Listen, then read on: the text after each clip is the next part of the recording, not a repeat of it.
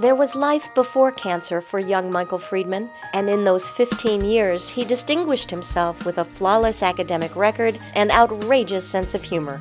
In 2004, cancer took over, and the brilliant young student became wise beyond his years. But his humor continued to serve him well. In his journals, kept throughout his ordeal, Mikey gave insight into his inner strength and even treated readers to some of that humor. He wrote, "People say laughter's the best medicine. I disagree. Sure, laughter feels good and can brighten one's mood, but I think I'll stick with chemo for healing purposes. The way I look at it is, a good attitude will make getting through such a difficult time much easier. You have to be uplifting."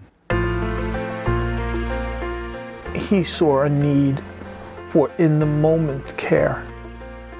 Care that was taking place while they're sticking that needle in your vein and they're pumping you with doxorubicin or some other kind of chemotherapy.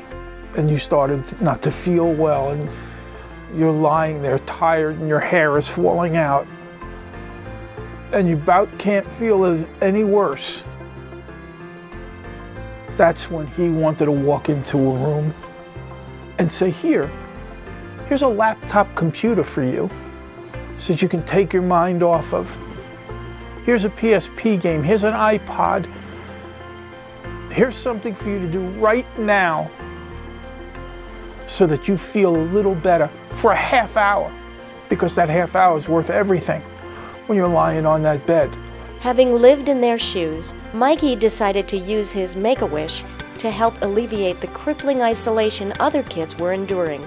He wrote, "Believe it or not, the days when you're feeling best are the hardest days in the hospital. The clock ticks so slowly. Have you ever seen an hour hand actually move? I have."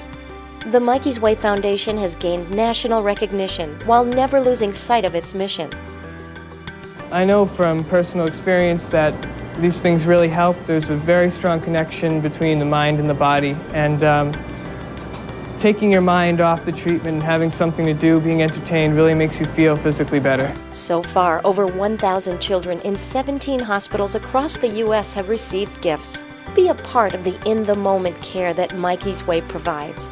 Volunteer your time and donate generously, knowing your money is being put to good use. Mikey knew from experience, anything that takes your mind off treatment really makes you feel better. Science backs him up on that notion. It's called psychoneuroimmunology, and all across the country more and more research is being done on the topic. Moms and dads know that it works too.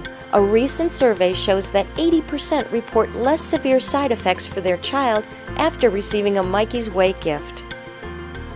While pediatric cancer is no laughing matter, for Mikey, humor was one of the best ways to battle the disease. My approach to the entire situation has been humor.